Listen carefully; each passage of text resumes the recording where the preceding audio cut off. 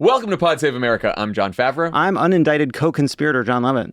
I'm Tommy Vietor. On today's show, Republican presidential candidates descend on the Iowa State Fair. Merrick Garland gives special counsel status to the U.S. attorney investigating Hunter Biden. RFK Jr. floats a national abortion ban. And later, Representative Ruben Gallego stops by to talk about extreme heat in Arizona and his campaign to unseat Kyrsten Sinema. But first, Donald Trump has been indicted for the fourth time. A Fulton County grand jury has voted to charge Trump and 18 other defendants with 41 counts, starting with the violation of the Georgia RICO Act, which stands for Racketeer Influenced and Corrupt Organizations. Some of the other notable defendants charged as part of Trump's criminal enterprise include Rudy Giuliani, Mark Meadows, Sidney Powell, John Eastman, Jeff Clark, Jenna Ellis, Ken Cheesebro, and former Georgia Republican Chair David Schaefer.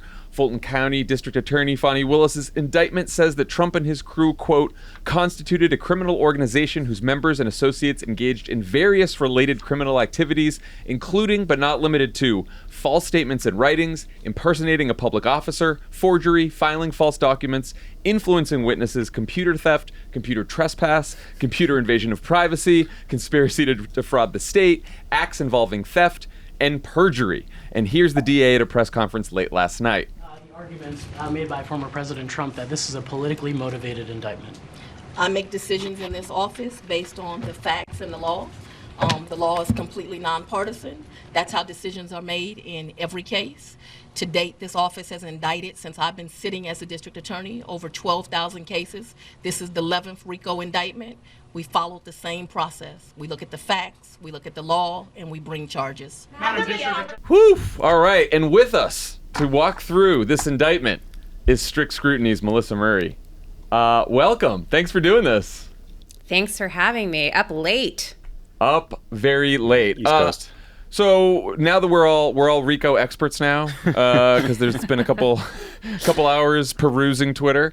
Can you tell us what the RICO law is and sort of how Fani Willis sort of combined all of these charges and all these offenses under the RICO law? Well, let me preface this with, I'm not a RICO expert. Much of what I know about RICO comes from my obsessive watching of The Sopranos for much of the early 2000s. But RICO, as you said, is a racketeering statute. So it's meant to sort of get at questions of organized criminal syndicates. And there's one at the federal level. There's a federal RICO statute, which if you watch The Sopranos, Tony Soprano was always very concerned about federal RICO charges. But there are also state level RICO charges. And Georgia has its own RICO statute. And what's so interesting about Fani Willis's use of the RICO statute here is that, one, she's used it before. There was a very high-profile Atlanta teachers cheating scandal a few years ago that was prosecuted under the Georgia RICO statute, and she was involved in that prosecution, so she has some experience with it. The second thing that's notable about the Georgia RICO statute is that it carries a 5-year minimum sentence. And the third thing that's notable about the RICO statute in the context of this particular indictment is that there are apparently 19 people in this criminal syndicate, Donald Trump and 18 others. And so the fact that there is a 5-year minimum sentence for these RICO charges and 18 other defendants, that means there's a lot of opportunity here for people to flip and to cooperate and to provide information. And that's not even related to the 30 other unindicted co-conspirators that are identified but not named in this indictment. So it's a sweeping indictment. The RICO statute allows her to sort of lay out a case with a narrative that is broad in scope and explains exactly what was happening here and why there was essentially a criminal syndicate with a former president at the head of it. Yeah, the other important point, I think, is that these are state charges and they can't be pardoned by Trump if he wins the election. So to your point about all the people who could flip on Trump were they to face real jail time, he can't make them any promises. Right. And I should also correct this because I misstated this on MSNBC last week.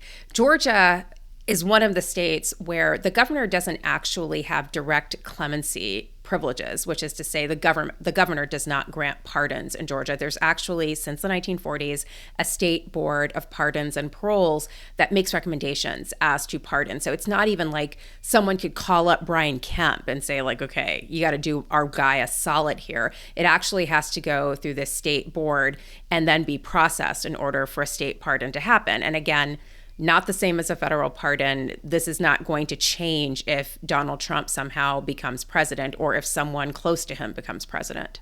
Were you surprised? I just in reading it, I've never seen an indictment document of a former president of trying to overturn an election in Georgia before. So this is the first time I've read one like this. In Georgia was the critical point there. Yeah. But were you surprised by how sweeping the acts defining the criminal enterprise were, that how far afield from Fulton County Fani Willis is going? Yeah, I mean, there are a lot of other jurisdictions involved here, some that are not necessarily even in the state of Georgia. So Coffee County, which is in Georgia, is mentioned, but also outside of Georgia. And she was asked during her press conference whether or not that was going to be an issue. And she spoke to this question. And again, because they connect back to the effort to overturn the election in Georgia, they are properly, in her view, within the scope of this Georgia RICO charge. And so you can bet there's probably going to be some wrangling going forward from Donald Trump's lawyers about whether or not those additional kinds of charges that take place out of the jurisdiction are proper under this particular indictment. But she seems to have an answer for that. But I'm not surprised by how sweeping this is. I mean, this was a case that has been building for some time. She's indicated that it was going to be broad in scope and in substance. And she kind of nailed the landing on this one, at least in terms of the indictment. This is the kind of indictment that has the kind of fireworks that I think we were expecting in some of the other indictments that didn't quite cash out. But this one is really meaty, lots to say. And again, this ideal of Donald Trump sitting on the top of this, like Tony Soprano at Satriali's pork shop. Was there anything just skimming through the indictment that surprised you? And like, what do you think of the strength of the overall case just from perusing the indictment? Well, I was definitely surprised that Rudolph Giuliani has two middle names. Like, was not expecting that. I didn't know that either.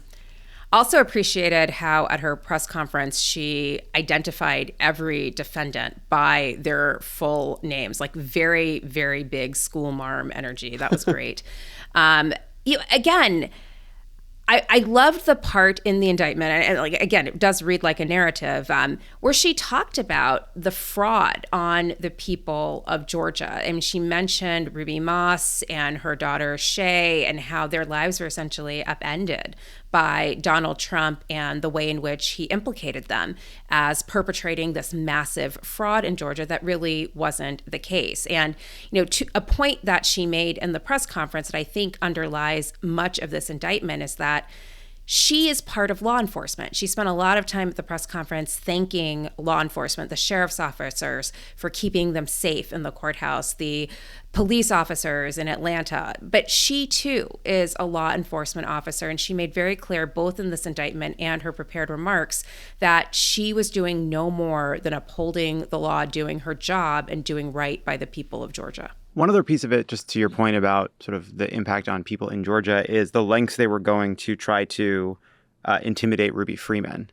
Like a lot of detail about like going to the neighbor's house, saying we're going to help you. Hey, we're here to help you. Hey, you need to be. I mean, it just sounds so much like mob shit. Like, hey, it'd be a shame if something would have happened to you, if something nasty would have come your way if you don't cooperate with us. It does feel like gangster shit. Well, and some of the charges sort of have that kind of gangster shit feeling to it, too, like forgery, impersonating an officer. I mean, it's not like everything here is like a high-minded criminal conspiracy. Some of it is like just seems like really petty criminal mind stuff, like that you would see like corner boys doing. And that's sort of like the level of it. Like, this was like brass knuckles tactics to try and overturn an election. It wasn't just simply sort of concocting with John Eastman these schemes about constitutional law. It was like, bare knuckles. Let's forge these documents. Let's intimidate witnesses. Let's tell someone that we're police officers and invite them here to do this. Like, I mean, some of it's just kind of really shady stuff. She got asked at the press conference if she's going to try all 19 defendants together, and she said yes. What's the significance of that? And is that normal? Like, how does that usually work? It can be normal. I mean, often in some of these big cases, like the most common analog I can think of from my own experience was like a large multi-defendant drug trial where all of the defendants were on trial at the same time. So it's not unusual. It's not unorthodox. It is unwieldy, though. I mean, that's 19 different defendants, 19 different lawyers. Then you have to add in, like, Donald Trump's lawyers are probably going to change 5 or 6 times. So, like, add in an additional 5 or 6 lawyers who will be going in and out.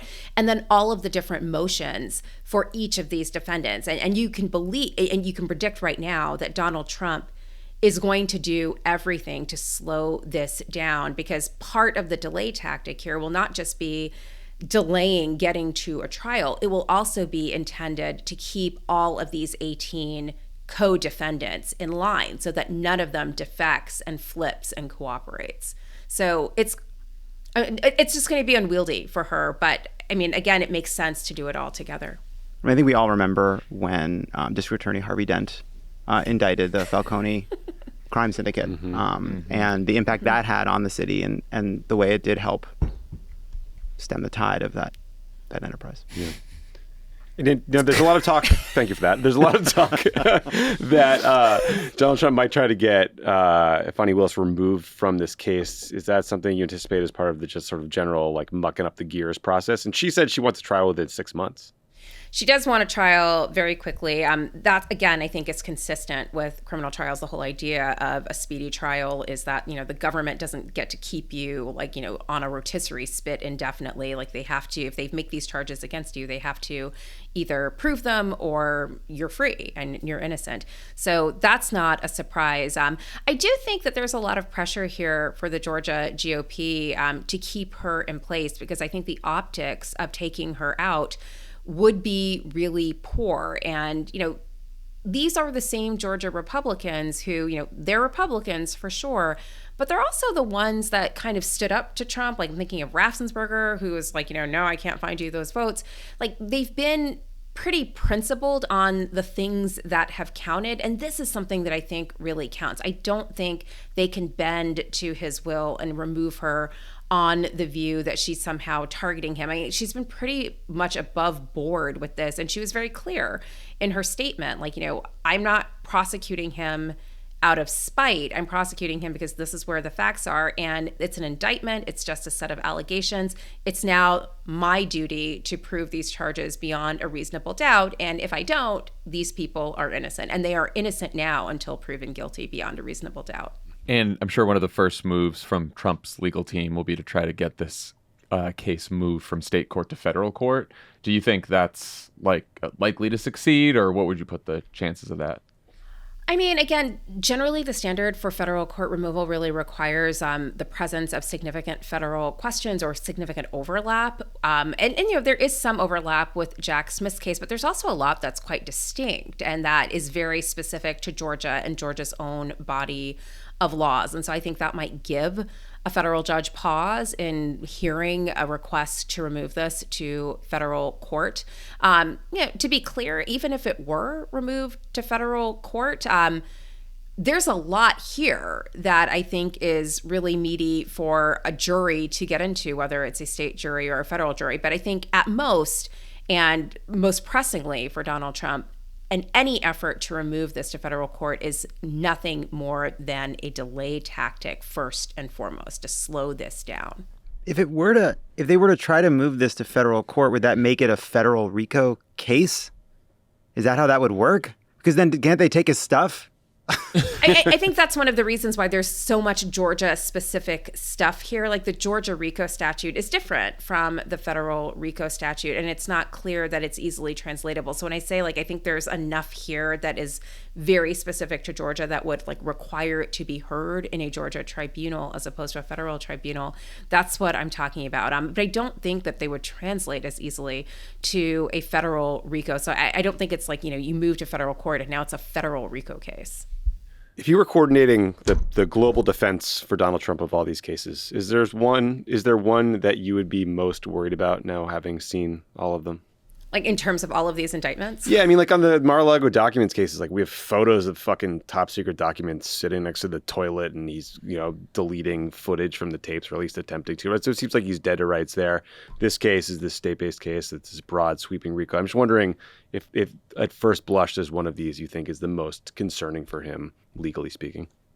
So if I were running the Four Seasons legal team, the elite strike force, what would I be most concerned about? The fact that you're indicted in this document. Yeah, there's that. Well, I mean, like the fact that we have an indictment for every year of this guy's presidency is notable. And I mean, I think you have to, if you're thinking globally, like that's a lot to sort of keep in the air. It's a lot of balls to juggle. Like most criminal defense lawyers are dealing with one major criminal prosecution and not four, and not while you're also trying to minister to a client who is famously irascible, famously unmotivated to listen, and also campaigning for president at the same time. So I would be worried about this Georgia prosecution for sure, just because of all of the different ways in which it has really broad legal liability in terms of the exposure of all of the participants, and the fact that so many people could defect at any time,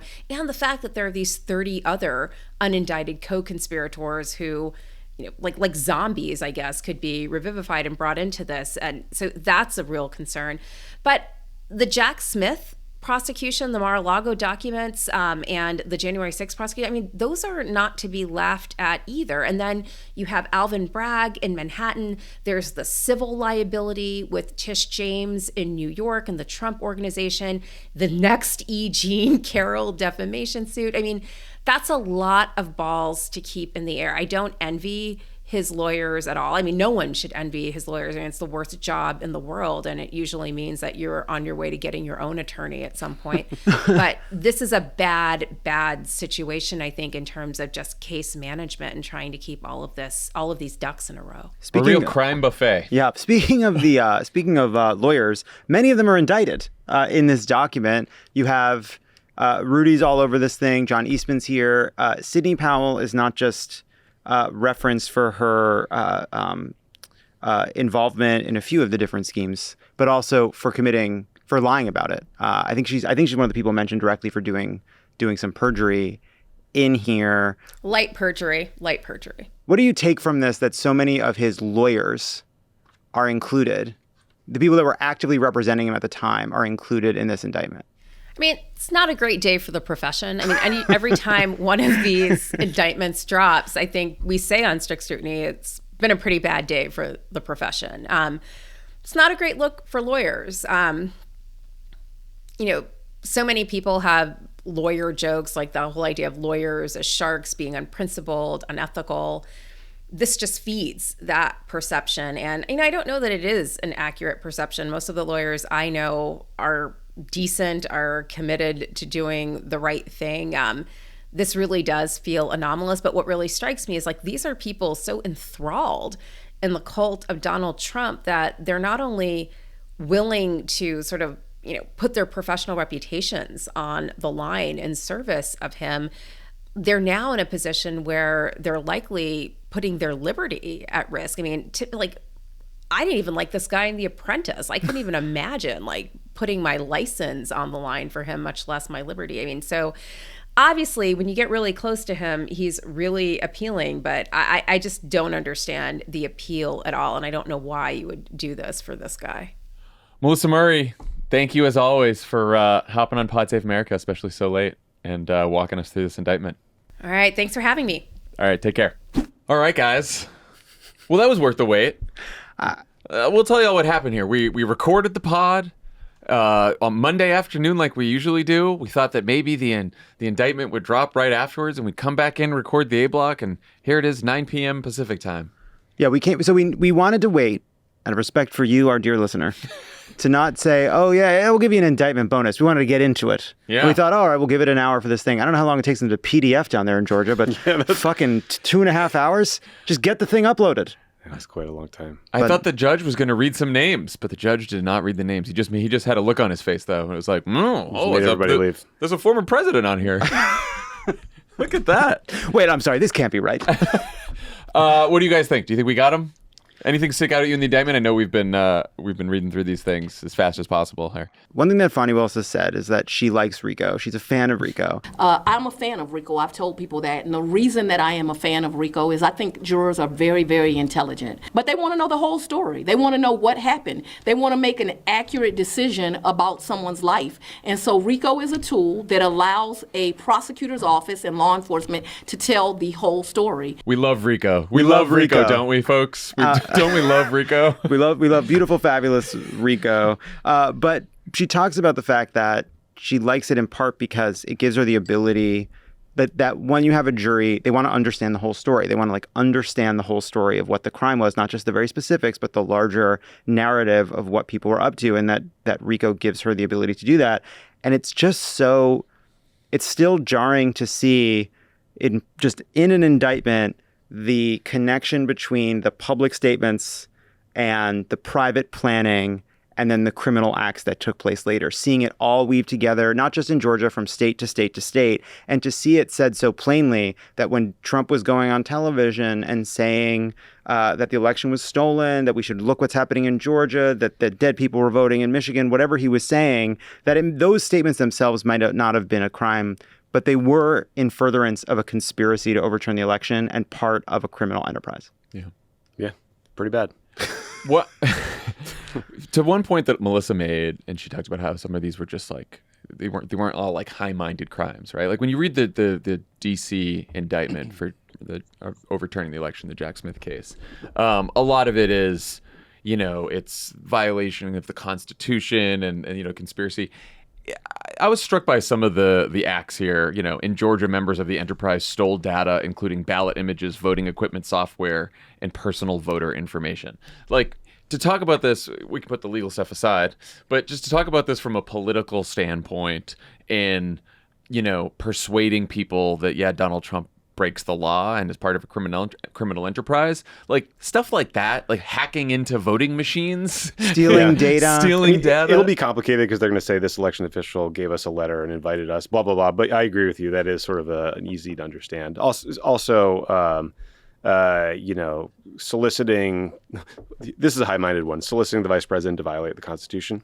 It's we've seen that one before. But creating fake documents, harassing election officials. Yep. Creating and distributing false electoral college documents. The way they phrase it as part of this broader RICO case, which is a criminal enterprise with Donald Trump at the helm, it does make it all make more sense and feel more salient. And also it puts it in it takes it out of the political context too and puts it in a Law and Order TV fucking crime context of these were forgeries. These were catch me if you can, fake fucking electors. And then you might end up with Ruby Freeman on the stand saying, my family was terrified. They came to my house. As she did with her daughter during the January 6th hearings very powerfully. And she's going to be back on stage. She's going to be back on the stand telling that story. It is going to be really powerful to see, not in a congressional hearing, not with politicians around, but on the witness stand in a trial. Well, and you say powerful to see. That's the other big thing here in terms of the politics, which is if this case does stay in a state court, if it's not moved to federal court, this judge has already ruled that there will be cameras in the courtroom, and this will be the trial of Donald Trump that we see every day on television, which is going to be much different than getting reports about it when it's the Jack Smith case. No puppet shows this time. Yeah, Elijah said when Elijah heard that the thing was going to be televised, he shouted, "Let's go!" He hit a half court three. I can't do a sports joke. He did a sports thing. Last thing on this that's interesting is everyone's been wondering where's Mark Meadows. Where's Mark Meadows? Mark Meadows is in this document. He's got the counts of the RICO statute, and he's charged with solicitation of violation of oath by public officers. So it's going to be cameras allowed in the courtroom. The sheriff has already said that he will be getting a mugshot of Donald Trump. That they won't be doing anything different than for anyone else. Otherwise, how will we know who it is? If he escapes, we have to put something out. Going to get ourselves a mugshot. We also, by the way, we don't know individuals 1 through 30. We don't know if any of those people have already cooperated. Yeah, no, there was some. We're recording a couple minutes after this broke, but there was some speculation that someone high up has probably flipped who's one of the unindicted co-conspirators that was part of the Oval meeting when they were talking about accessing voter data. You know, Mark Meadows on the phone with his lawyer being like, you tell them I will say whatever they need Whatever me to it say. takes. Get me the I'm fuck out of this. You get me out of this tomorrow. I will tell them whatever they want. 6 months, she said. That brings us to February, March. That is like... March is the Alvin Bragg case. Jack Smith wants early January. This could be February or March. Who knows what Cannon's going to do with the documents case? But that is that's quite a kickoff to 2024 for Donald Trump. Look, we're not legal experts. No way this happens in 6 months, though. Yeah. No way. It's gonna be it sounds so complicated with this many people. I think that is the drawback with 19 defendants, because they're all if you don't, and I think a judge can step in and sever the case if they want, but she definitely wants to try them all at once. They have till August 25th to surrender. August 25th to surrender. I like that phrasing. Okay. In other news, Trump and the Republicans ostensibly trying to beat him for the nomination spent the weekend at the Iowa State Fair. There was plenty of stumping, grilling, trolling, heckling, and even rapping, which we'll get into shortly. God, please don't. Before we do, Tommy, you're a State Fair veteran. Thanks. What's the deal with this event? Why do candidates feel the need to go, and what are these campaigns trying to get out of it? So it's a couple parts. It's like tradition, it's fun, and it's a chance to talk to voters directly. The traditions are you go to the pork tent to flip pork chops on the grill and, seem like a regular guy. You go check out the butter cow, 600-pound cow made of butter. You check out the giant steer that's sitting in some ag tent.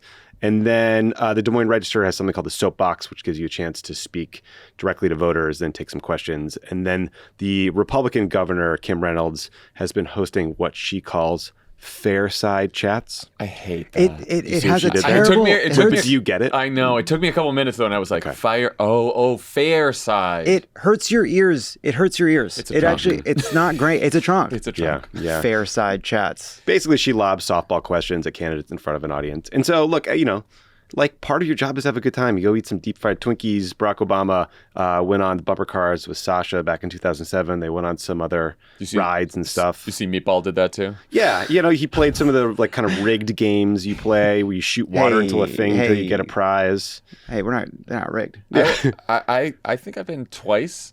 And the fried stuff is the best. It's delicious. Look, success is, did you get some press coverage? Did you talk to some voters? Did you come off looking like a normal human being who actually has fun at things like a fair? Yes? Okay, you did the fair right. And so in 2007, I think normies saw clips of Obama like riding on the bumper cars and chilling with his daughters and thought, oh, that's a normal guy. I like him. I like his family. Actually, I think DeSantis kind of succeeded in the same way for locals here. Like he walked around with one of his daughters on his shoulders, seemed like a normal guy.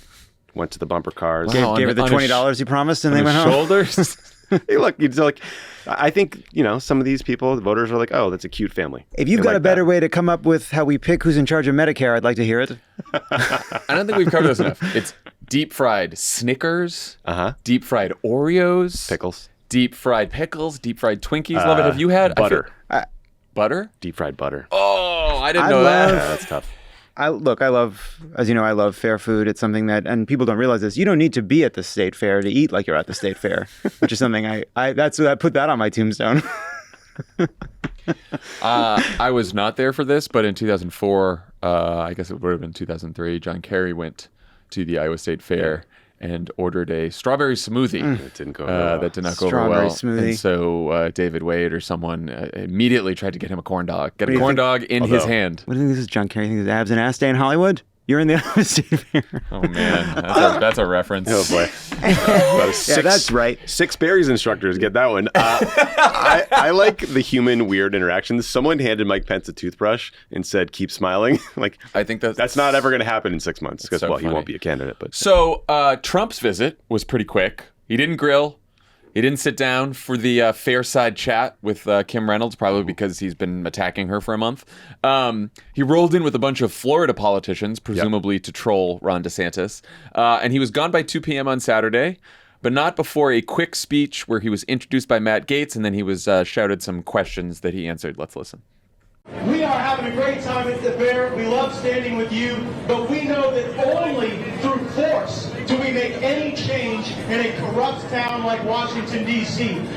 President Trump, did you intend to overturn the 2020 election? You know the answer. Yes, the answer is yes. Sure did. What do you think he meant by that? Because I sometimes I can't tell if he's, he goes through phases where he's proud. He's like, yes, I did try to overturn the election because the election was rigged. Sometimes he admits it. I think he's saying, my answer to that question is the election was stolen, and I was trying to get the right person who, he's just. Yeah, and you heard Gates. You got to make change through force. That's what they were doing on the January 6th. force of our personalities. That's what they were doing outside the Capitol. In the same way that he's now claiming that if you come after me, I'm coming after you, was actually about political action committees. Yeah, right. It was, he doesn't like PACs. So the DeSantis people are accusing Trump of snubbing Iowa. They said he's acting like he's entitled to the nomination. How much do you think any of this matters to Trump, Tommy? I think it can matter on the margins. Like the Iowa caucus goers are a little bit pampered. They're used to being catered to, and I think if they feel snubbed, maybe that'll be effective. I think the bigger problem is that Trump is just kind of half-assing it in Iowa, right? I mean, you mentioned he didn't flip pork. He had his surrogates. The Florida congressman flipped the pork for him. What's up with that? Also, he's in his suit and his cufflinks and everything. The man's a star. You think he's going to do a cattle call? He is a star. I think you're right. And it's tough. Also, these people will caucus for him if he's sitting in jail. They're probably not going to be upset that he missed the butter cow. There's something first of all, I think it is tough. I think it's tough to make the argument that Trump is snubbing Iowa while he's in Iowa. He was in Iowa at the time. And yeah, he's not doing these events, these cattle call events. Like he didn't do the one where, Tucker Carlson ripped Pence a new one. The Lincoln dinner. He didn't do this one. And Didn't do Joni Ernst. Yeah, he didn't do the Joni Ernst one. And it's I couldn't remember what it was called. He just seems bigger than all these people sitting down for these things. So Kinda. His entire visit was designed to troll Ron DeSantis and step on his coverage, though. I don't think that's you're bigger. Well, I just think that he does his own events. He doesn't go and sit down the same seat that Pence sat in, the same seat that Vivek Ramaswamy sits in. He doesn't do that shit anymore. Yeah. I would argue that his attempt to troll Pence was probably more important than his visit because I think this whole primary, Trump is, it's a unique circumstance. Trump is this known quantity. The vast majority of Republican voters, they know Donald Trump. They like Donald Trump. They think he did a great job as president, and they are at least considering supporting him again. So the question then becomes, is there any other candidate out there who can present a credible alternative to Donald Trump? And so it's more important for them than it is for him. And he probably knows that. He's like, they all know me. I can do whatever I want. Yeah, that's probably right. I just think if you're going to fly your ass to Iowa, you might as well stay for more than 2 hours and do some of the stuff. Routinely, continually snubbing the very popular Republican governor of Iowa is just stupid. Well, I think that's different. That is, I think, that's a case of just even now his own campaign advisors are saying that it was stupid to go this hard after Kim Reynolds. But I mean, that's sort of the context that this was asked of Ron DeSantis. And Trump's campaign advisor said the two biggest mistakes he's made are snubbing Kim Reynolds and having dinner with Nick Fuentes, the neo-Nazi, with Kanye West. Yeah. I just think can't believe he admitted that weakness. The New York Times poll was 44 Trump, 20 DeSantis, and then about half of Trump supporters said they would consider other candidates. So is his strategy, is snubbing Iowa going to hurt him? I kind of doubt it, but he's not running hard to gain more support. So we'll see. I don't know. So DeSantis did spend the weekend getting mocked by the Trump campaign. They interrupted his interview with Kim Reynolds by flying a plane overhead with a banner that read, "Be likable, Ron." That's funny. Man, you know what? Every so often, a campaign that's that you have an opponent and you got their number, and it just becomes really fun. It was us and Romney in 12. It was Fetterman and Oz. I mean, the Trump people, they are in his head. They've got his number. Be likable. It's such a funny command. Be likable. And this is the response that DeSantis got from the crowd while he was flipping pork chops.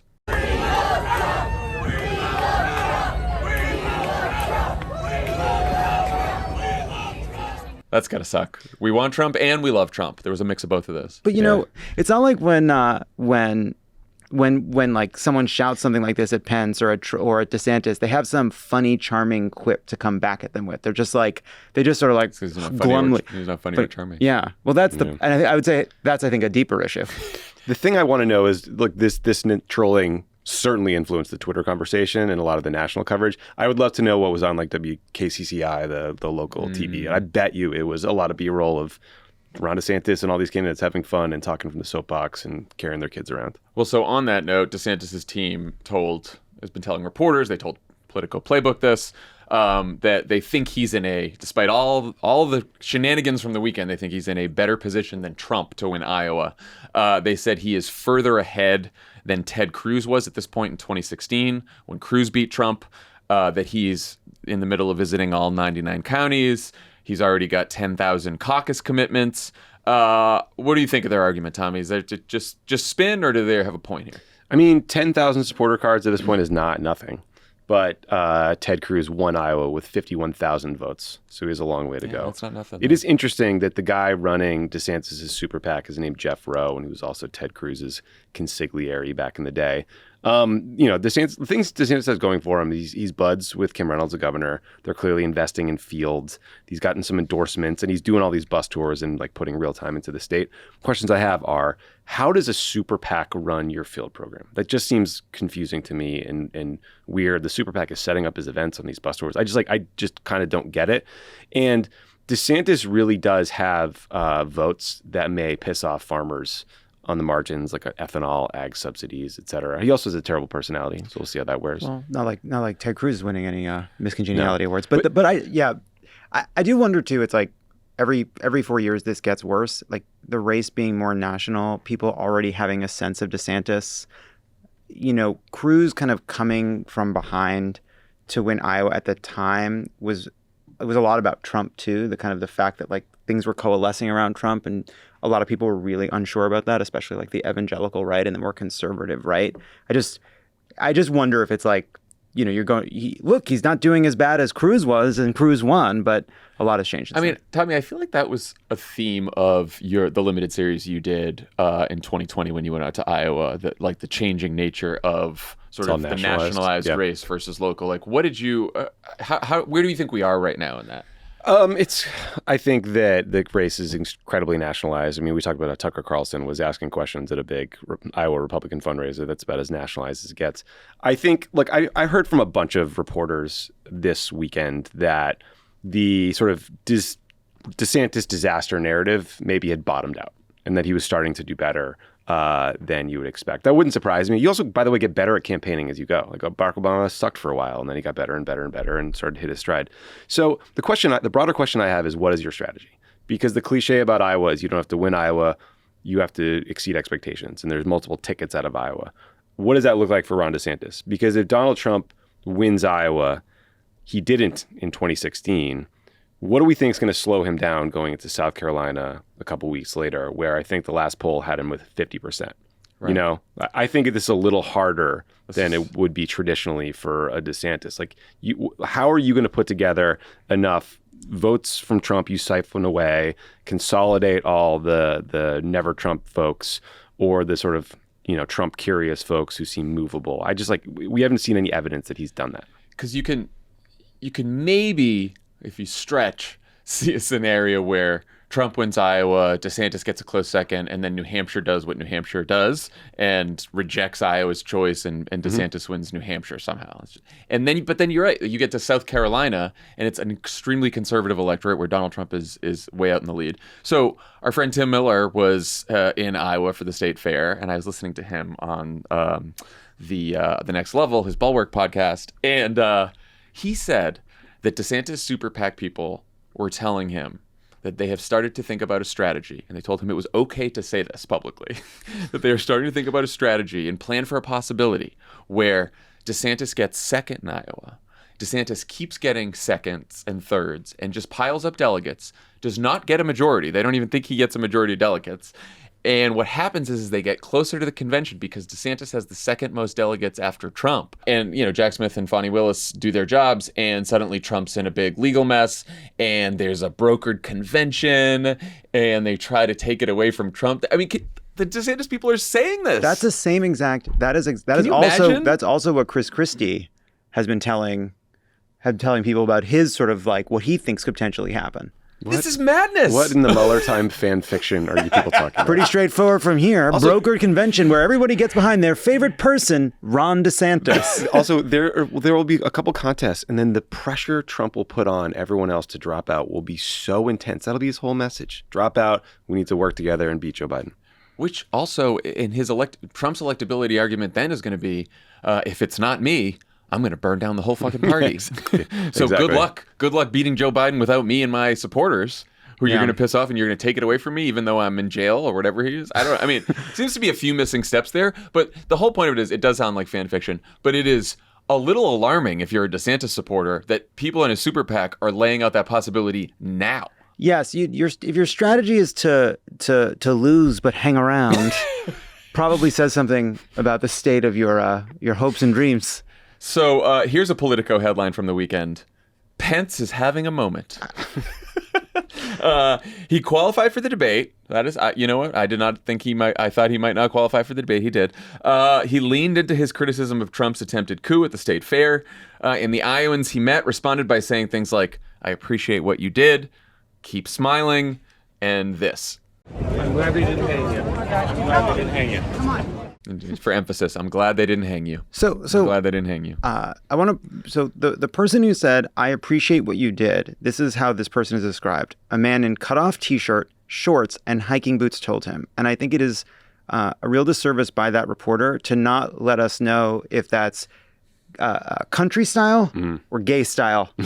Right? Like, what am I picturing? Am I picturing, is there a beer? What am I looking at with this cutoff? Because like that guy that What's the context for your visualization? Because it's like, is this a person at the Iowa State Fair? Is it a Republican or just some gay dude who's yelling at Mike Pence in a way that I think is great? Or like that guy that said, what do you think? Yeah.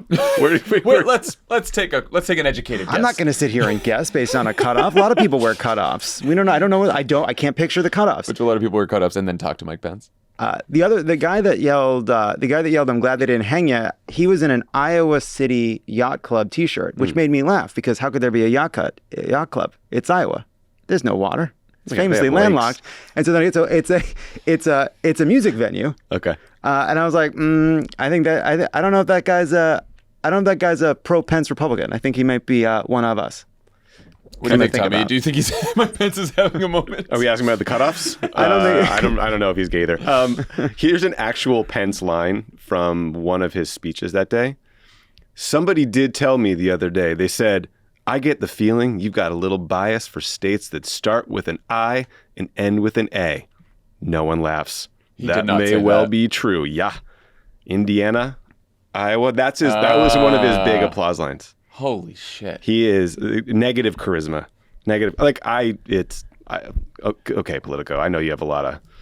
I mean, I guess he's having a moment in that, websites to feed, but come on. Good for him for like going out there and leaning into the criticism of Donald Trump stuff. Like, it's not going to win him the Republican nomination because those people like what happened. If he could have one-on-one conversations with every voter, he might be able to explain his constitutional duties on January 6th, but I don't know that he's got the time. I don't think he'd make it through all the voters because one of them would hang him. Yeah. The Titanic is having a moment. I want to read you just after the iceberg. Yeah, it's just like, look, everyone's talking about the Titanic. This is from the Atlantic. So Pence is flipping burgers, and a reporter heard someone crowd whisper the following: "Look at him sweat," someone behind me said. "He's a dweeb, and so is DeSantis." A young man from Cedar Rapids named Jacob, who declined to give his last name, told me, "You just want to take their lunch money. It's instinct." This is why the Iowa State Fair is fun. This shit happens all over the state fairs. So Pence will have to contend with not only Trump and DeSantis, but first-time candidate Vivek Ramaswamy, a 38-year-old businessman who's vowed to spend $100 million of his own money on the race. Two new polls now show him edging out DeSantis for second place nationally. He's getting decent crowds in Iowa, and that is despite doing this at the state fair. Now, time's up, over, blast, and back to reality. Oh, there goes gravity. Oh, there goes gravity. He's so mad, but he won't give up. He don't have to, he knows. He's so mad, he's so he don't matter, he's close. He don't matter, he's so sad, he's so he goes back to his mobile home. That's when it's back to the lab again. Open so rap, so you better go capture this moment and hope it don't catch you. Lose yourself in the music, the moment. That was all. I was on. I just want you to know I hated hearing that. I hated it hurts so much. It hurts. He's done it so many times. He loves it. What's going on with this guy? What's the appeal? What do you guys think the appeal is for Vivek? I don't know what the fucking appeal is of this guy. Vivek. I do. I think part of it. I think what I was. First of all, there was some look at like his polling success, and some of it is based on like it's like certain internet polls where he's sort of like doing a little bit better, and those are polls where they're kind of pre-selected to be part of this sample. So who knows? But it reminds me of just when Republicans were casting about, and there was this period of time where like Michelle Bachmann was in the lead, and like other random people kept popping up, and it wasn't. There were things they were doing that were interesting to the people hearing it, but for the most part, it was less a story about the strength of that person and more about just the weakness of the field and people looking for an alternative. So someone just sent me an Onion headline that says, pissing. I love to piss, says Ron DeSantis, attempting to strike a conversation with a voter.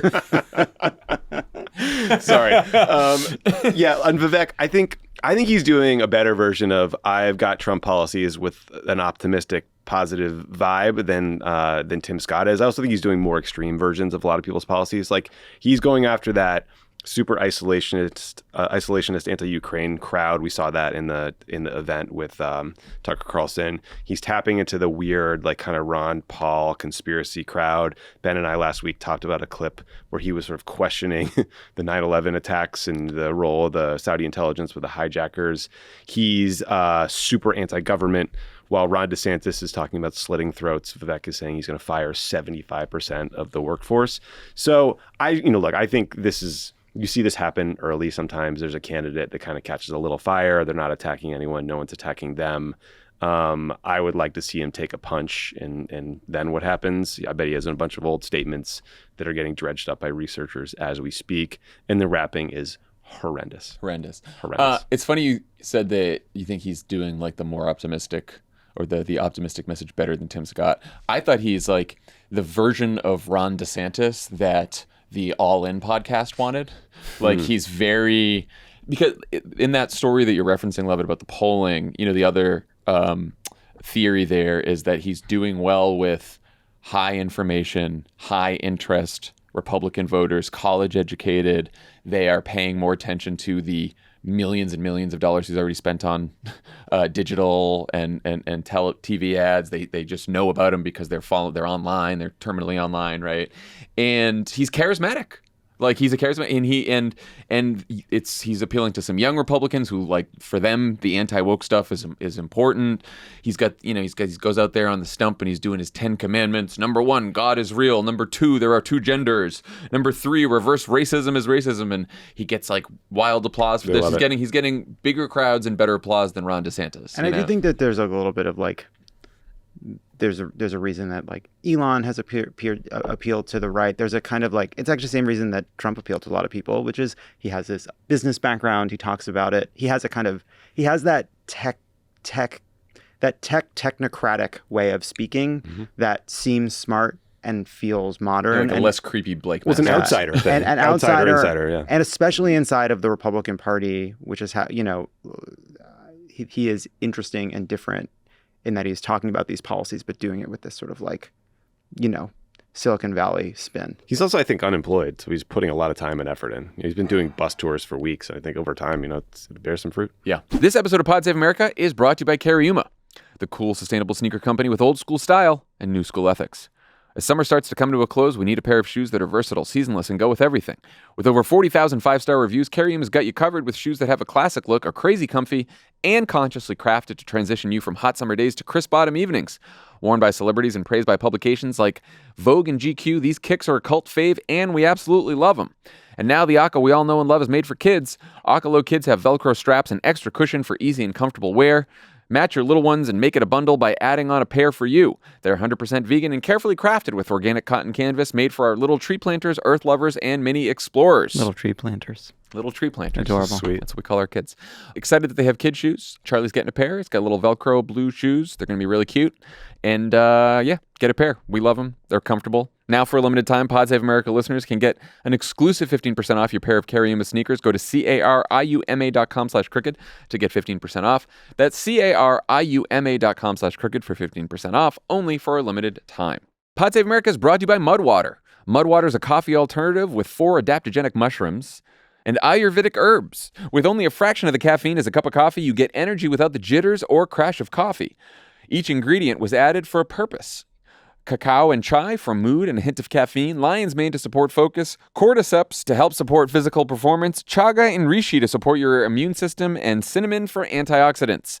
Look, mud water tastes great. Favorite ingredient is the cinnamon. Tastes delicious. I like to drink it with a little bit of honey and some almond milk. How's that? There you go. Love that. Yeah. Love that for you. Mud is Whole30 approved, 100% USDA organic, non-GMO, gluten-free, vegan, and kosher certified. Mudwater donates monthly to the Berkeley Center for the Science of Psychedelics, as Mudwater believes the country is in a mental health epidemic and sees psychedelics as useful tools for individuals with depression, PTSD, anxiety, and other mental health experiences. To get 15% off, go to mudwater.com/crooked to support the show and use code CROOKED for 15% off. That's mudwater.com/crooked and use code CROOKED for 15% off. Pod Save America is brought to you by Vroom. Vroom is the better way to buy and sell used cars. Looking for your next ride? Go to vroom.com now to shop thousands of cars right from your phone. With Vroom, you never have to haggle or negotiate the price of the car, plus they'll deliver it straight to you. You have a full week or 250 miles to make sure your new ride is right for you, plus a 90-day limited warranty and 1 year of nationwide roadside assistance. You can also sell or trade in your old car, too. When you sell your car to Vroom, you get an instant offer in as little as 2 minutes. All you need to get started is your license plate number or VIN. Then just answer a few questions about your car, and Vroom gives you a price instantly. If you decide to sell your car to Vroom, they'll come pick it up free of charge. Vroom, it's the better way to buy and sell used cars, so head over to vroom.com now to see what your current ride is worth and check out thousands of cars to find your next one. That's vroom.com, vroom.com. All right, let's talk about the guy these Republicans are trying to replace. Joe Biden and his cabinet are barnstorming the country this week to celebrate the 1-year anniversary of the Inflation Reduction Act. Happy anniversary, guys. Thank you. But the president got some annoying news on Friday when Attorney General Merrick Garland announced that he's giving U.S. Attorney David Weiss special counsel status for his investigation of Hunter Biden, whose plea deal with Weiss fell apart after the government refused to guarantee immunity for future charges. Republicans who had previously demanded that Weiss get special counsel status reacted by accusing Garland and Biden of doing this to somehow protect Hunter, which makes no sense whatsoever. But Politico reported that people inside the White House are worried that this will hang over Biden's reelection. What do you guys think? How worried are you? And how do you handle this if you're in the White House, the Biden campaign, if you're a Democratic official? I've seen and heard a bunch of strategists on background saying like Biden and Democrats need to do more to distance themselves from Hunter, but I'm not sure what that would look like. Yeah, I don't know. I think one of the challenges is that like they've already done everything that you're supposed to do to keep it separate from the White House. They're saying all the things you're supposed to say, not saying really anything when they shouldn't be saying anything. I think part of the challenge, right, is that like Merrick Garland has, I think, always kind of he really kind of takes in this idea that like you have to seem impartial, and that if you're being accused of being politicized, then you have to go even further to try to prove that you're not being politicized. And that's sort of been his MO for the entire time. No, it doesn't seem like it's what he did here, because it does seem like the request came from Weiss. But it doesn't. But like, and I think it's telling that this move, which Republicans originally had said was necessary, is now a sign that it's even more corrupt than they ever could have possibly imagined. Because the reality is that nothing about this becoming a special counsel makes the special counsel more independent, because does anyone doubt that what Merrick Garland was saying wasn't true, which is that this person had the freedom to make their decisions however they saw fit?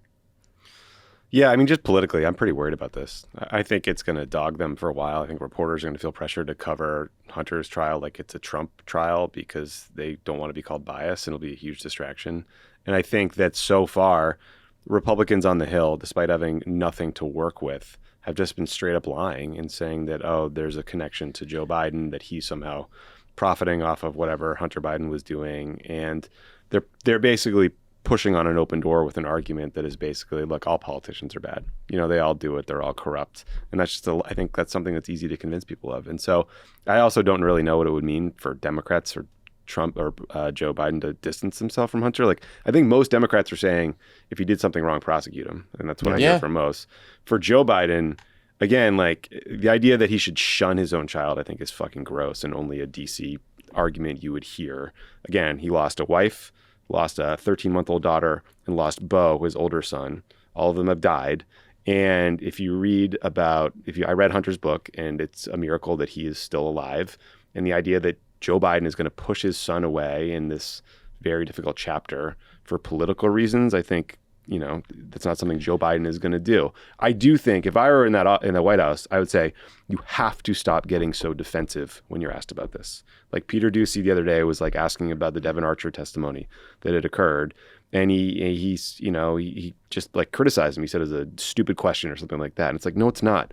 You have to know this is serious, be a dad, answer like a human being. But I don't think you can lash out at people for asking, I think, what will be perceived by almost every voter as a legitimate question. Well, particularly because the actions that Joe Biden has taken or that his Department of Justice has taken are like over and above what you're supposed to do here, right? Like, again, Joe Biden and Merrick Garland allowed a Trump-appointed U.S. attorney who began this investigation under Donald Trump to continue his job, and then allowed him to have whatever powers he needed. And then he just said he wanted special counsel status, and they gave him that. So now there is a special counsel who was appointed by Donald Trump who is free to investigate and charge Hunter Biden with whatever he wants. And he is within the United States government in Joe Biden's administration. And so, like, you're right, like that. He's done all the right things. So you're right that he shouldn't be so pissed about it. Yeah, even though I'm sure he is. I think that's the sort of the political legal argument, along with making clear that all of this is tied back to Hunter Biden, not to Joe Biden. But then I think there's also this like a human argument to what Tommy was saying, which is I think that there's like, and this is not something that like Biden would be saying, but I do think it's something Democrats could be saying, which is something like, I think a lot of Americans know what it's like to love someone in your family who's struggled with addiction, made terrible mistakes in their lives, and struggled with how to make sure you show that person love while understanding that they've done the wrong thing, right? And I think that piece of it is something that I think people have been. A lot of people just find this whole story just hard to know what to say and not wanting to give into it and just wanting to go away. But I think you need that piece of it.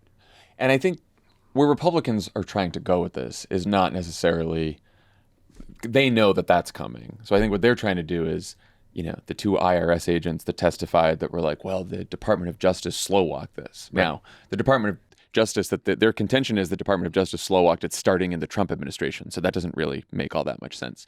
But that's out there.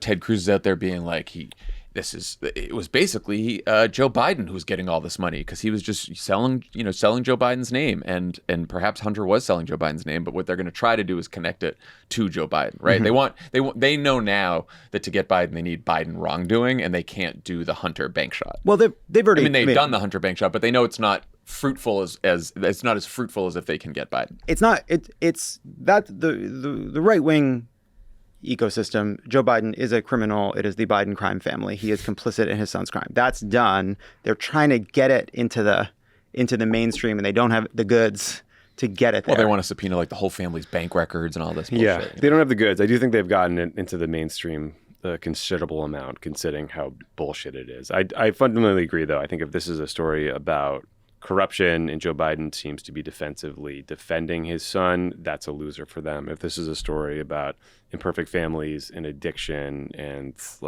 loving your son through thick and thin, I think that's a very human thing that people can understand. Yeah. Finally, we got yet another weird story about RFK Jr., the anti-vax conspiracy theorist who is for some reason attempting to run in the Democratic primary.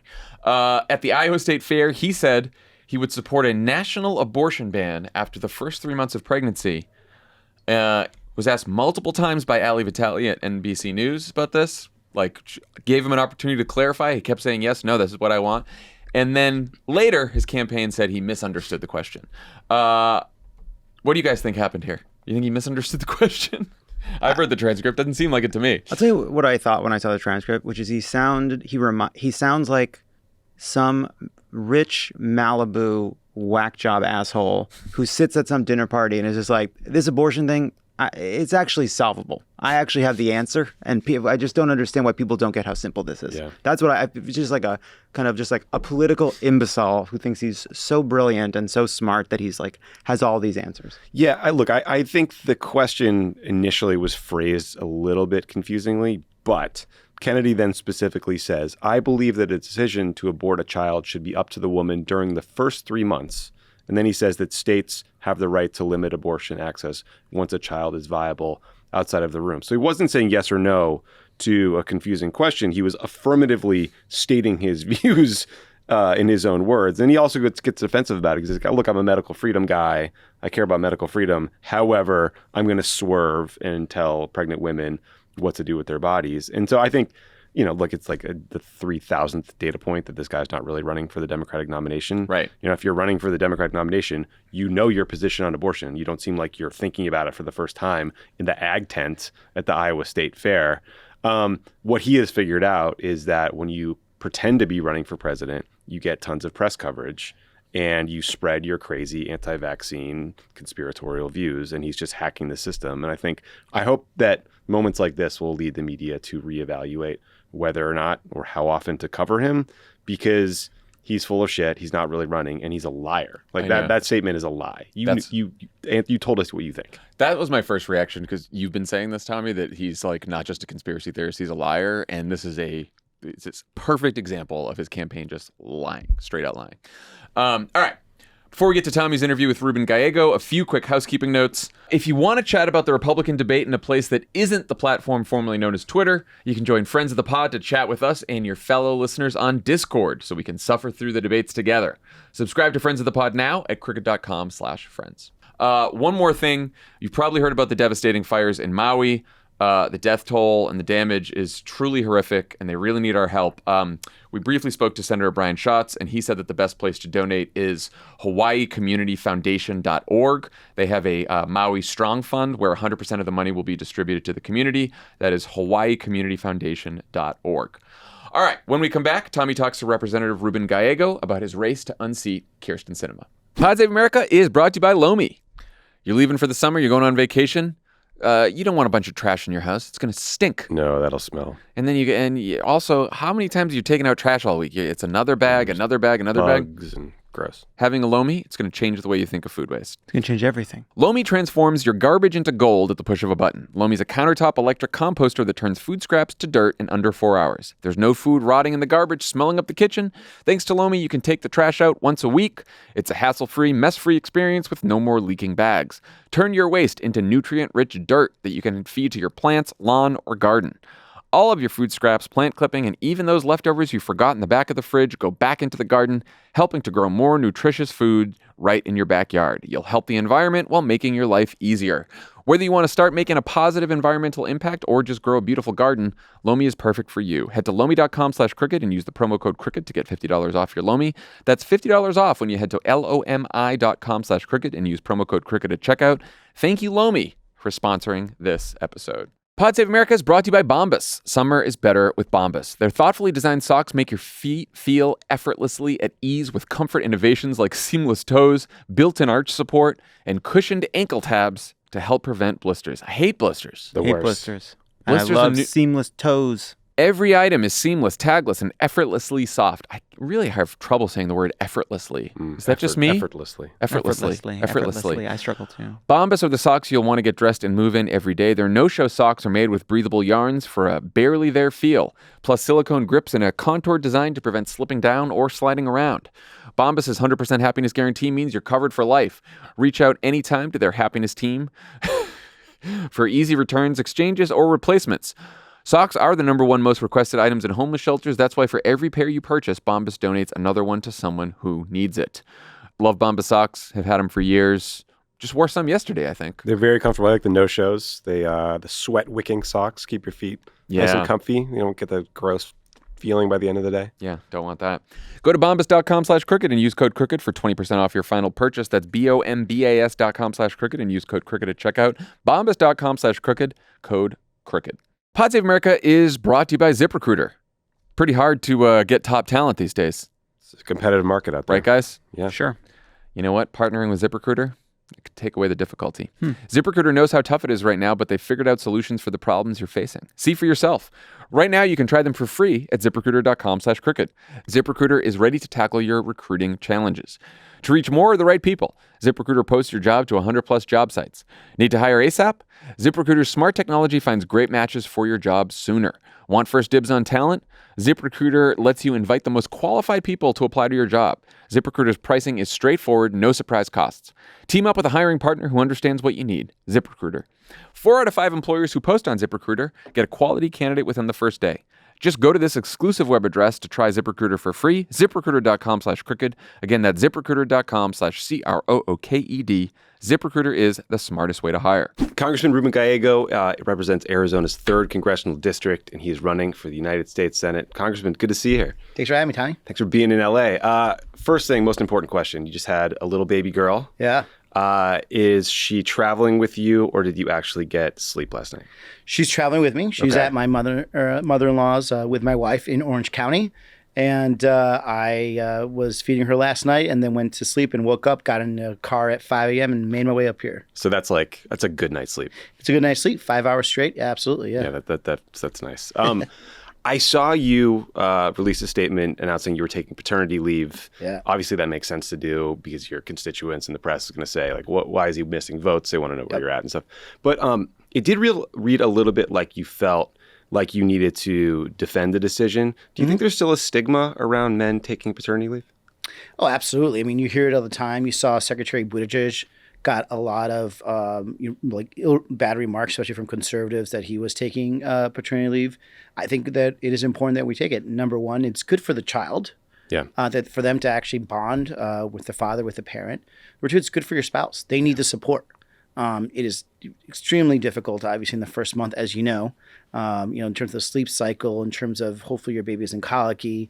There's a lot of appointments, all these kind of things. And it's important for you to be there physically and emotionally there. And I think it's very difficult to do that when you're also working at the same time. Yeah. And you're not getting a ton of feedback. I mean, I have an 8-month-old, and the first 3 months, it's sort of like you feed him, you change him, right? You burp him. Right. That's about all you're getting. But you're trying to figure out also, like, read the tea leaves of what are they feeling, what's going on, do you need to poop, are you gassy, what's going on here? Like it's all these guessing games, and you're trying to figure out with your partner and your spouse, like, what the heck is going on with the baby at this point. Yeah. It's also just fun to be around. It's meaningful time. Speaking of our kids in the future that we're going to hand over to them, Phoenix just endured a month of temperatures, I think at 110 degrees or hotter. I read about people getting 3rd-degree burns from the sidewalk. I guess the pavement got so hot. The Inflation Reduction Act, which went through Congress about a year ago, included all these investments in clean energy that over the long term will help us transition from fossil fuels to clean energy and EVs, et cetera. But that's going to take a long time to have the impact we need. What more do you think the White House should be doing now? Yeah, and this is a long-term problem, but it needs short-term mitigation. And the problem when it comes to this type of extreme heat is it affects poor people the most. Yeah. And what does that mean? Like, if you are in Arizona, the way you could deal with heat is you turn down your air conditioning. Well, you do that, your electricity bill is going to go up. That's fine if you're making a good salary, but if you're working hourly, you're just, right now are probably cutting into your savings, right? People that have to work outside, for example. I used to do carpentry when I was growing up. I also worked outside a lot in the Marine Corps. Working in the heat, it's not great. It's not easy. And the people that do that tend to be your working class people. So having rules about water breaks, about making sure that they have like shade, they have some cooling is really important. One of the things that I've been pushing the White House on and FEMA is to allow places to actually declare heat emergencies. And it sounds crazy, but it can get so bad, like we saw right now. We had more than 160 people already die because of heat, that a lot of these localities can't afford to actually mitigate. So how do you do that? Deal with extreme heat? You put up cooling centers for poor people. You put up water stations for people to have hydration. That all comes out of a very small tax base. But we can't ask FEMA for money. If you're in Boston, where you're originally from, and Massachusetts has a horrible blizzard, even though they get snow all the time, Massachusetts, Boston can ask for FEMA support to help pay for paving, for getting rid of the snow, or for heating centers.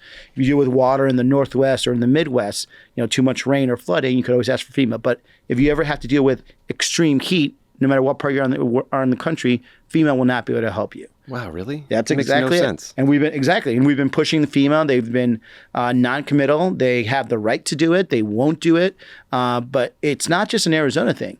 So we're used to 105-degree weather. Now it's bad because it's 110 and above and doesn't cool down at night. But if you go, for example, up to Seattle, if they get to 100, they're not acclimated for that. They don't have the buildings are made for that. They don't have the air conditioning for that. And should something happen in Seattle with that type of extreme weather, they can't ask for help from FEMA. So this is just a very simple thing that deals with the reality of what's happening now. We know that climate change is here now. Let's give the tools for these localities and municipalities to deal with this. And hopefully in the long run, we could start turning the corner when it comes to climate change. Yeah, and just so people know, I mean, the impact isn't like people are uncomfortable. It's death. Death, absolutely. Yes. I saw a stat that the 2022 heat wave in Europe led to like 60,000 excess mortalities. Correct. And it's our most vulnerable people. Yeah. It's your elderly, it's your people in poverty, it's your people that are fortunately addicted to drugs, it's your unhoused people. All those people tend to be the first ones that die, unfortunately. And many of them don't really have a strong constituency, or they don't have an interest group that supports them. So this is why members of Congress need to step up and really demand this. Yeah. You mentioned earlier you served in the Marine Corps. Alabama Senator Tommy Tuberville is single-handedly blocking every single military promotion in the armed forces because he's mad that the Pentagon provides support to... Because he's a shithead, yeah. Because he's a terrible person, and because he's upset the Pentagon provides support to women and families who need abortion services. You called this a selfish political stunt. You said it hurts military readiness. It endangers national security. Can you explain to listeners what you mean by when you say military readiness is endangered? Well, very simple. Women that need abortion care, and if they're in a state that doesn't provide that, are now not going to be able to take paid time off, which is we are giving them paid time off that they've earned to be able to travel to a state to receive that abortion care for whatever reason it is. Tommy and his, probably getting knocked too many times around the head, has decided to block, a lot of the promotions of some of our top leaders. Some of our top leadership positions, for example, the head of the Marine Corps, is now acting. Why does that matter? So the acting commandant can't give directives and orders to Marines. Wow. Can only give guidelines. So if he needs to change anything with the Marine Corps, it has no force of law. And that's happening in all the other many of the other services too. Number two, readiness. If you're a woman right now, a young woman, do you want to join a military that's not going to give you the freedom to travel should you need an abortion for whatever reason possible? Being in the military, you already give up a certain amount of liberty, and you understand that, right? You understand to give up your liberty, certain amount of liberty for your country. But to say to a young woman, you come join the military, but we will take away your right to control your body, by the way, but we expect you to protect everyone else's rights, is absolutely ridiculous. Yeah. And someone like Tommy is doing this for a political stunt, but it has real world ramifications. Yeah. What do you think these, not just Tommy Tuberville, it's, Ron DeSantis is always whining about the woke military, just like constantly running down the military on all these ridiculous grounds. Yeah. What do you think that kind of language means for recruiting and people's desire to join an organization that's constantly getting attacked or has become, the NDAA, the Defense Authorization Bill got loaded up on the House side with all these crazy culture war bills. Like, what does that tell people that might want to join? I think it's tough to recruit. I think, first of all, the Ron DeSantis of the world, all these people think the military... The people you recruit for the military are entirely different than it actually is. The military right now has to be diverse because the population of the country is diverse, right? The young population that you want to recruit is not 80% white and Southern. It is very multicultural. It's Latino, Afro-American, Asian, immigrant, gay, women, and making it accepting and welcoming is going to be important for you to recruit them, right? If you make it to seem that this is like a good old boys network, you're less likely to get some of these people in that you need and qualified. Lastly, what I think is funny is like these guys, the DeSantis of the world, the Cruzes of the world, their example of like the archetype, like strong man, anti-woke is Russia. Yeah. Russia's getting their asses kicked by a woke Ukrainian army that is open to everybody, right?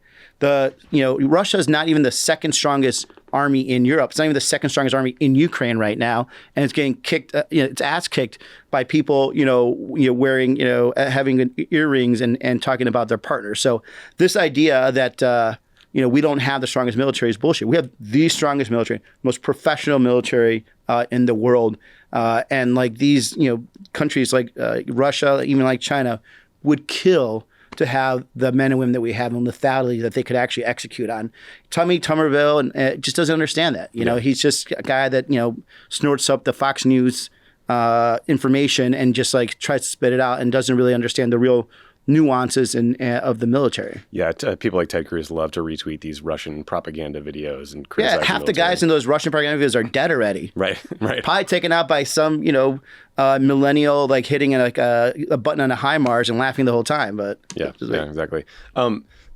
Sticking with the issue of abortion, I mean, Democrats have been running and winning on restoring abortion access ever since Roe versus Wade was struck down. You recently tweeted, "I'm running for U.S. Senate to codify Roe." Can you explain what that means and how we can accomplish it, and like how you think the issue is going to factor into your campaign generally? Is something you're hearing about a lot? Well, number one, it factors in because Arizona is a pro-choice state. Planned Parenthood Arizona was started by Peggy Goldwater, one of the famous Goldwater families. It's still somewhat of a libertarian state, and they want people to keep their hands off our bodies and to make sure that women have liberty and autonomy over their bodies. So, number one, I think that is a salient campaign issue that people are going to vote on, especially women, especially young Latinos and Latinas. It's going to be on the ballot. We're going to run a Michigan-like initiative to codify it. And number three, I do think that now that the Supreme Court has struck down Roe, we should pass a national protection to the right to an abortion.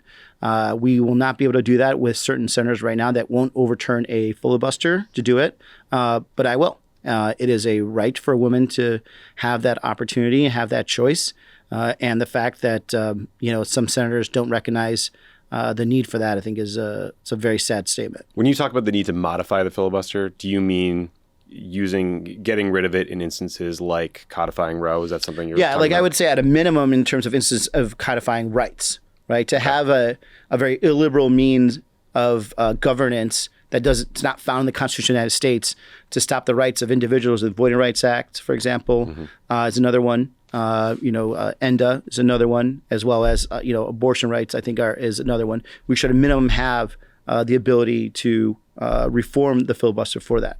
At a minimum. And worse, if we're not getting to the point where things happen, then we do get rid of it. Got it. Another issue that is likely to dominate the campaign going forward is Donald Trump's various crimes and court cases. We're sitting here waiting for something to happen in Georgia. It hasn't yet. There's a lot of debate about how much Democrats should or should not talk about these criminal trials in the upcoming campaign. Is this something you're hearing about on the trail, and do you think it's going to be something you talk about? I'm not hearing about it on the trail, to be honest. I mean, look, it's a sad situation we're in.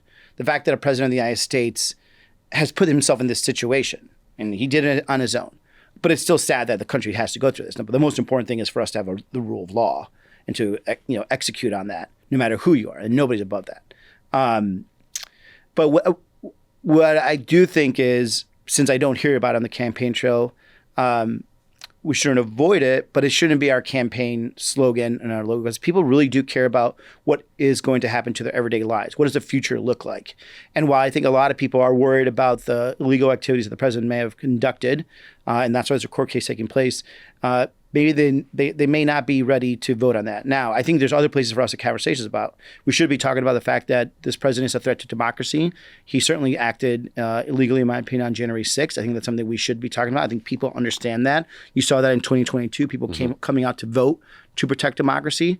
And I think when we kind of couch that in that way, that's a better approach, because then they actually understand what that means to them. They actually see the effect of potentially putting someone like that in power again. Yeah, I mean, sometimes we talk about the need to protect democracy, and it seems sort of obvious, but kind of ill-defined. Yeah. Is this like an anxiety that you're hearing come up when you're talking to voters? I do, and it's enough. It's not an everyday conversation, but enough that people care about. And I remember in 2022, I actually I was running a political organization. We polled on it, and the pollster came back and said, like, it's not an issue you should run on. And I said, I just don't. I think you're wrong. I just in my gut knew that was wrong. And I talked to a lot of the candidates I was helping out. I told them like, this is something you should be talking about. And then they went and mocked Biden when he said in the Biden campaign at that point when they were talking about the need to defend democracy, it ends up that they were right and I was right. I think at the end of the day, there are some true universal American values, and the idea of safeguarding democracy for not just us but our future is something that is very sacred, and it does cross a certain amount of party lines, and it certainly did in 2022. Yeah. Another issue that I'm almost certain will be a big part of your campaign and the presidential is immigration. The situation at the border, the sort of narrative around it was crisis levels right at the end of last year. Then there was a big anxiety about the repeal of Title 42, which was this Trump-era policy that allowed the government basically to kick out everybody seeking asylum under health reasons. But surprisingly, there hasn't been a surge. The Biden administration put in place a bunch of sort of ad hoc asylum policies based on specific countries. Those policies were controversial, but they seem to have drastically reduced the number of unlawful border crossings. What's your view of the situation on the border and Biden's handling of it at this point? Look, I think he's done a decent job. I think there's more to be done. Number one, I think we have to make the border communities whole. And what I mean by that, it's like not all border communities are the same. But a lot of border communities are dealing with the influx of asylum seekers and taking on the toll of dealing with it. So that means, higher calls for emergencies, hospitalizations, police efforts, humanitarian efforts. So we should keep giving money, support to these local communities, because really at the end of the day, it's our broken immigration system that they're dealing with this situation. Right. It's not their fault, and it's not the fault of the local taxpayer. So helping them, at least in that regard, is important. The one thing that we saw by the regulations that the president has put in terms of where you can ask for asylum and that has reduced the amount of asylum seekers coming to the border shows us that it's a really good example. What happens when you give people legal pathways to ask for asylum and or to ask to get into this country legally? They will take it, right? Yeah. So I believe that what we should do is really build on that. We should give people an opportunity to ask for asylum in their home country or another home country, give them a fair hearing, and that's just for asylum seekers, or for other people that want to come to this country, give them the visa that if they earned it and if it's needed for them to come and work and do it legally. Nobody wants to pay a coyote $20,000 when they could have a legal way to come to the United States, or whether it's asylum seeker or whether it's someone looking to just work here temporarily. From my personal experience, I was born in Chicago, but lived in a border state called Chihuahua, Mexico. My family used to cross the border all the time to come back and forth and work. It was very easy. They would come over, and I'm assuming a lot of them did it with visas. I think some of them may have not done it, but they crossed over, worked for 6 months, whatever they were, whether it was in the fields or in the factories or in the construction business, and then they would come back to Mexico to spend the rest of the time with their family. If we give people that option, I think they're going to take it, and then you can have Border Patrol really focus on the bad guys, the guys that are really the human traffickers, the ones that are really the cartel, not just people coming over to come work at your local factory, farm, or taqueria.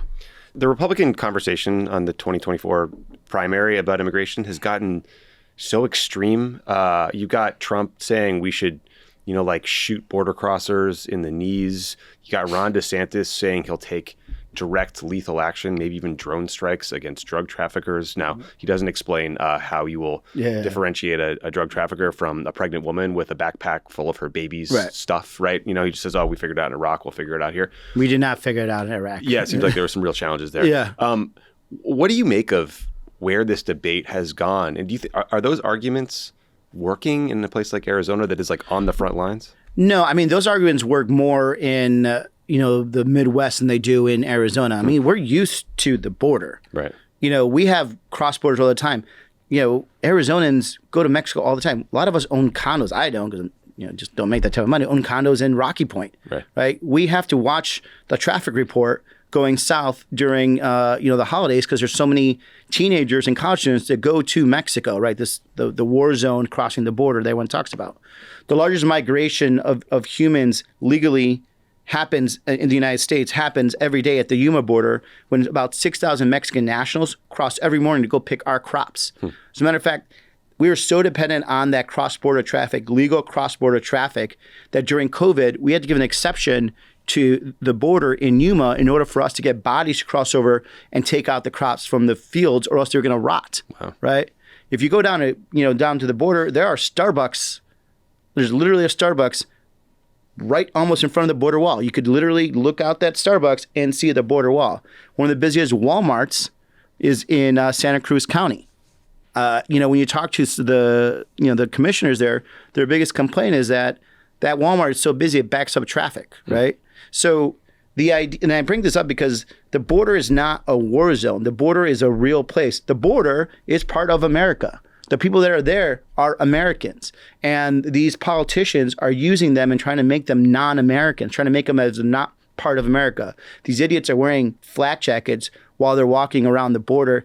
I've worn a flak jacket. I wore a flak jacket for 7 months. I know when to wear a flak jacket and when to not wear a flak jacket. There's no place in the United States where I need to be wearing a flak jacket, and certainly not at the border. Yeah, not Ted Cruz with the Fox News camera crew. Yeah. But I mean, to your point, like every election, right? There's a new caravan that's come in. Absolutely, yeah. And this year, everyone has Ebola, and this year it's full of ISIS members. You're saying like those arguments don't really fly, and they don't fly as hard. They don't hit as hard in Arizona as they do as other place.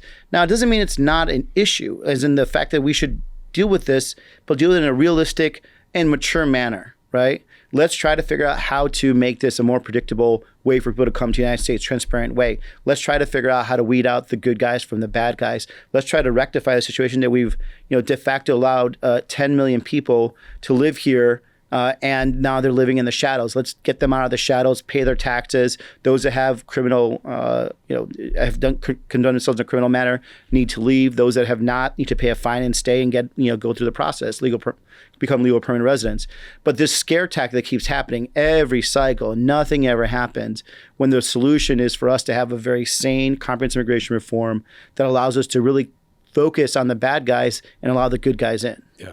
So there are reports, back to your Senate race, that some reports out now that failed gubernatorial candidate and bona fide lunatic, I would say, Kari Lake is gearing up to announce she'll be running for Senate in 2024. That means the race could be you running as a Democrat, right, Kyrsten Sinema as an independent, and then Kari Lake as a Republican. Right. How worried should we all be that Kyrsten Sinema could be the spoiler who sends Kari Lake to the U.S. Senate? So all the polling that we have seen, all the polling that we have conducted ourselves and outside people shows us the opposite. Kyrsten Sinema takes more from the Republicans. If you want more information, go to our website, www.gallego4arizona.com. Also a great place to donate, just throwing that out there. And it will show you exactly what's happening. Every poll shows that she pulls more from Republicans. And why is that? Kyrsten and really Kari Lake just aren't matching up with the values of Arizonans, right? Kari Lake is so focused on 2020 and 2022 that, Arizonans are worried about 2030. They're worried about anything but the past election. I think the values that Kyrsten has shown just don't match voters anymore. And so when you go and you ask voters consistently who they're going to vote for, it's always the same outcome. Either I'm in first place in a three-way race or I'm in first place in a two-way race. Now, you have to run a race no matter what. Arizona is a swing state. You never know what's going to happen. But if we raise the money we need to, we hit the doors we need to, we work with the volunteers that we have, we're going to win this election. Do you expect the party to get behind you, the DSCC and others, and put money into the race?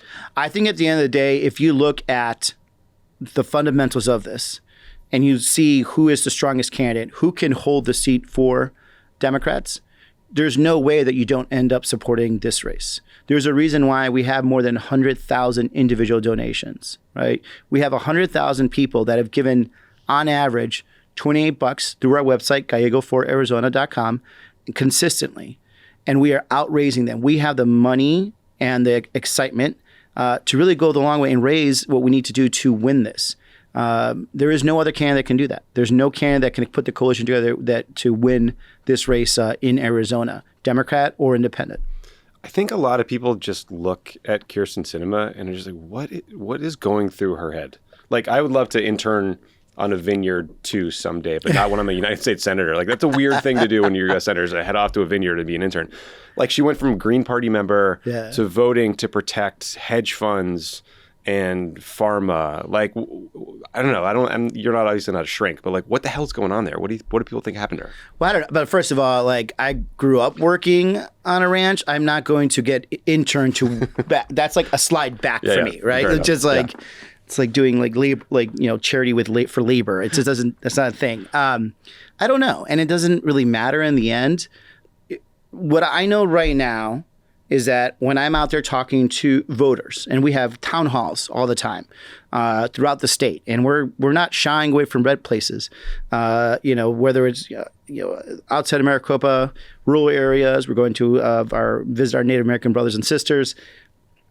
What we are hearing is, number one, they want responsive leadership. They want someone to actually talk to them, you know, doesn't treat them as if they're, you know, not.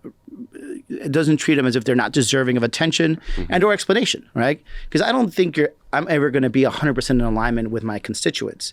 But I do think that I will always be 100% accountable to my constituents. I'll be there to talk to them. I'll answer to them. I think a lot of them want someone that actually cares about them and doesn't care about, you know, this last, you know, 2 election cycles that, you know, what you're hearing from Kari Lake. And, you know, that's all we can really focus on. We do our job. We go out there, we make ourselves accessible, we talk to the voters. At the end of the day, we're going to be able to beat the Kari Lakes of the world or the Kyrsten Sinemas of the world. So, I mean, you mentioned the Kari Lake and the kind of madness of 2020. I mean, obviously, Joe Biden won, but it turned into this circus afterwards of cyber ninjas. And, right. You know, people trying to dispute the I election was results. there. Yeah. Yeah, it sounded terrible. How are you feeling about Biden's chances in Arizona going into 2024, and like, what else do you think they need to do to shore it up? Look, I think Biden has a really good chance in Arizona. I think we need to focus on our successes. You know, Arizona is a booming state because of a lot of the actions that the Democrats have taken. And, you know, what are we looking at? For example, the infrastructure law has been great. You know, we're building highways, you know, laying down broadband to our rural areas, to our Native American areas. You know, we're doing massive growth in technology and manufacturing when it comes to chips. I mean, this is the first time, and I think this is not just like a good Arizona story. It's a great America story. Manufacturing is coming back to the United States, high-end manufacturing. You know, when I was growing up, the conversation was that it was all going over to Asia, to other parts of the world. And now we have the biggest chip manufacturing plant in the world being built, you know, in Phoenix, and all the other kind of businesses that are aligned with that.